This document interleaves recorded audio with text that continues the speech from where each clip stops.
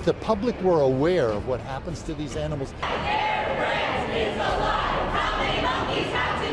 These are our ancestors. They're closer than just another sentient being. They're really us.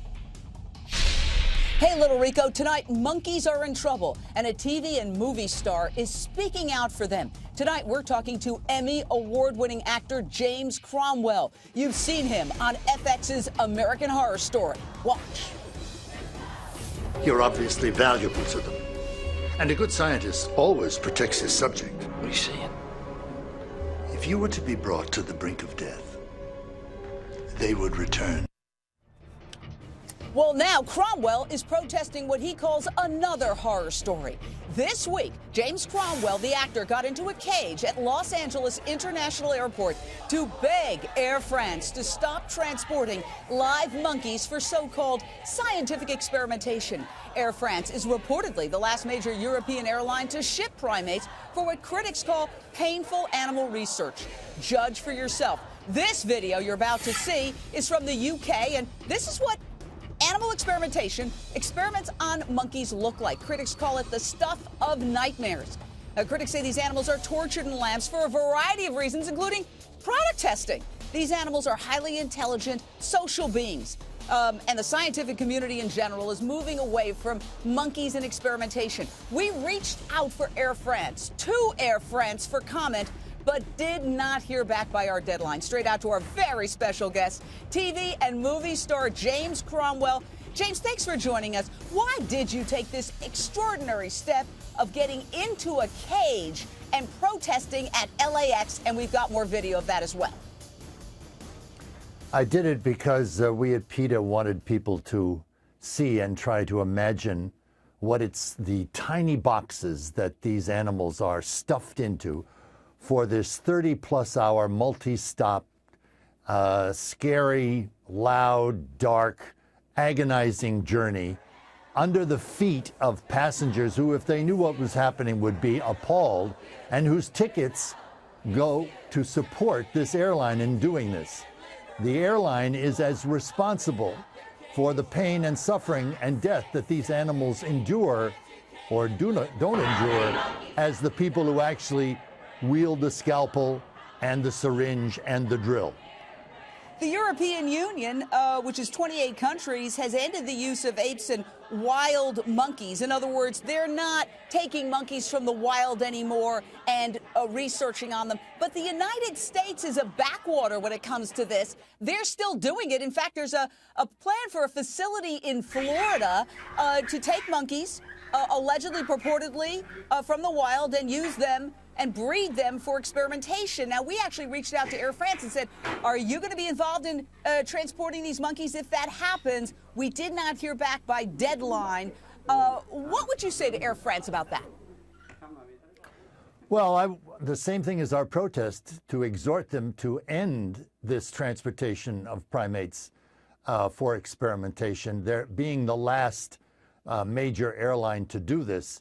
The fact, however, that they are thinking of having a breeding facility in the United States means, in some respects, that the campaign is working.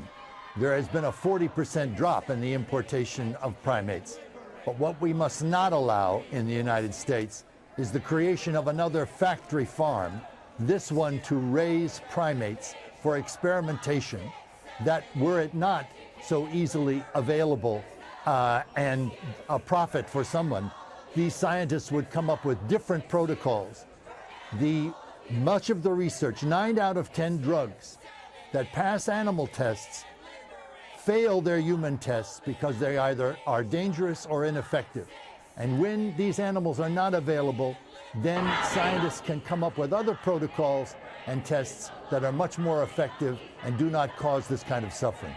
I can't independently confirm the stats that you just mentioned, but obviously there is a greater sense in the world today with cover stories in the New York Times about the campaign for personhood for primates, the understanding that these are social animals, they're intelligent animals. You see some of the video from AD International of animals, babies being ripped from their mothers. What kind of emotional suffering do these animals endure? How would you describe it, James? I was just in Africa, in Rwanda, trekking with gorillas, and I sat 5 feet from a 600-pound silverback who looked me directly in the eye. And I want to tell you, that was not just an animal like, say, a cow looking at you. This was an intelligent, sensitive, understanding creature communicating to me, now you have seen this, now what are you going to do? I observed the care and the love and the support and the education that the mothers and fathers of these animals meted toward their offspring. And when you think that those large animals are killed for bushmeat and those baby animals are taken away and to be transported for experiments here or to factory farms, it is appalling. We wouldn't do this to any other creature. The fact is that people don't know what happens. They don't know how many animals are being imported. They don't know 5,500 of these animals come in every year. And the pain and suffering they have their heads drilled into. They are addicted to drugs. They are inflicted with, debilitating diseases. This is appalling and has to stop. And I would tell Air France, je suis ici seulement parce que je t'aime tous les animaux. That is, I am here today because I love all animals. James Cromwell, I want to thank you for being a voice for the animals, for coming on our show. And any of the companies involved in any of this, you're invited on. I've got some questions for you anytime. Absolutely. Thank you. Nancy Grace is up next.